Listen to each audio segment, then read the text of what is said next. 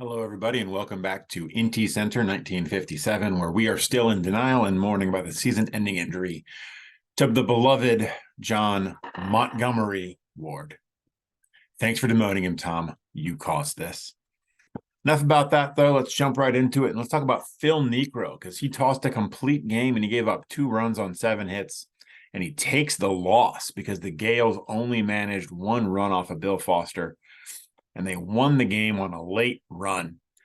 Al Orth tossed 2 2/3 1-hit shutout innings. That winning run we talked about came in the 8th when forgotten man Christian Yelich, he hit a go-ahead pinch hit homer, and the family Madrigal take this one 2-1.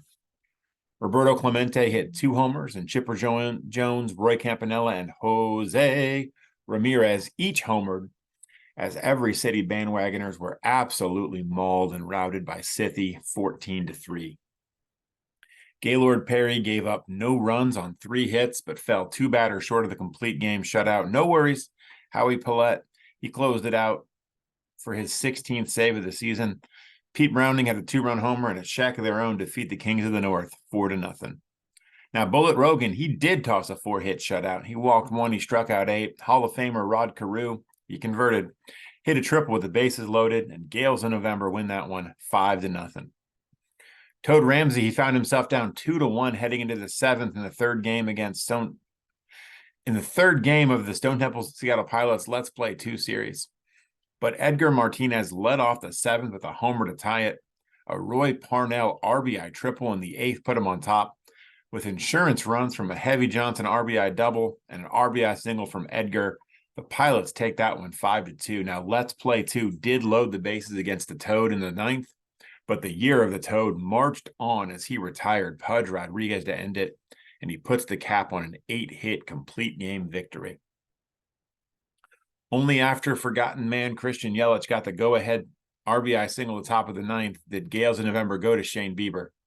Such is their lot in life this season. Bert Doerr slams the door in the bottom of the 9th, and Madrigal escaped the rubber match with a 6-4 win. And how about that pitching duel between Dean Chance and Amos Russi in the finale between the bandwagoners and Sithy? Russi tosses a complete game 6-hitter. He gives up just 1 run, an RBI double by Chipper Jones in the 4th, and he takes the loss.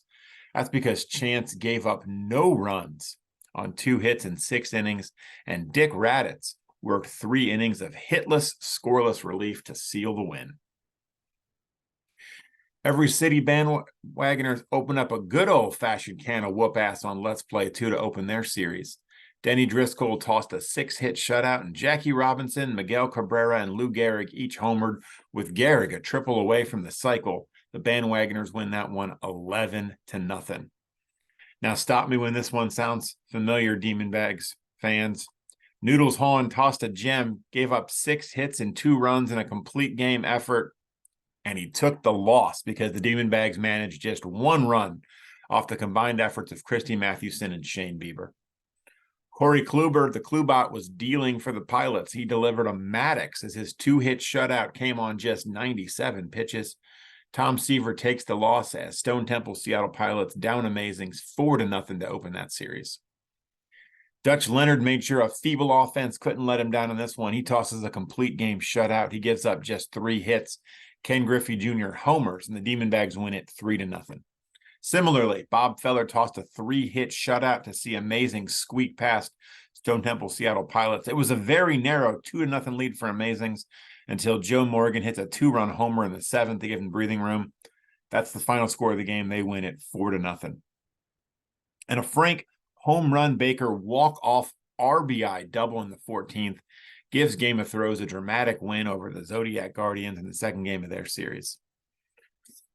We'll head into the last day of games for this set, and a dominant and posthumous Vita Blue made sure the performance enhancers got a win in their finale against the family Madrigal.